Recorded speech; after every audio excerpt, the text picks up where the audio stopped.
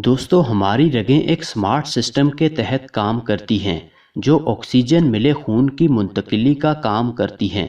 आम तौर पर लोग रगों के बारे में कुछ ज़्यादा गौर उस वक्त तक नहीं करते जब तक वो अचानक जिल्द के अंदर से उभर कर नुमायाँ नहीं हो जाती। आज हम कुछ अहम पहलुओं पर बात करेंगे कि अचानक रगें हाथ पर मोटी होकर नुमायाँ हो जाएं तो उसकी क्या वजह होती है।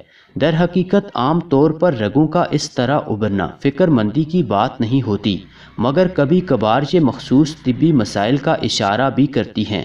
अक्सर औक़ात इसकी वजूहात कुदरती होती हैं। रगों के उभरने का अमकान गहरी रंगत की जिल्द वाले अफराद के मुकाबले में ज़्यादा होता है। इसी तरह पतली जिल्द होना भी एक वजह हो सकती है, क्योंकि उम्र बढ़ने से जिल्द के अंदर चर्बी की तह पतली हो जाती है, जिसके नतीजे में ये रगें उभरने लगती हैं। और यही वजह है कि अक्सर बुज़ुर्ग अफराद के हाथों या पैरों में रगें काफ़ी नुमायाँ नज़र आती हैं। एक दिलचस्प हकीकत यह भी है कि कुछ अफराद की रगें कुदरती तौर पर जिल्द की सतह के बहुत करीब होती हैं। वर्जिश भी वजह हो सकती है।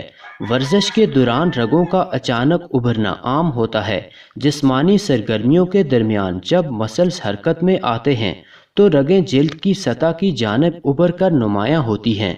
वर्जिश के बाद जब मसल्स दोबारा कुदरती शक्ल में जाते हैं तो रगें भी गैर नुमायाँ हो जाती हैं। जिस्मानी कमज़ोरी, जिस्म में चर्बी की सतह कम होना भी रगों के उभरने का बाइस बनती है।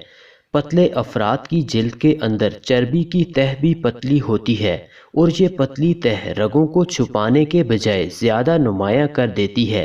बेशतर हालात में तो रगों का उभरना आम मामूल और सेहत के लिए फ़ायदेमंद ही होता है, जिस पर फ़िक्रमंद होने की बात नहीं।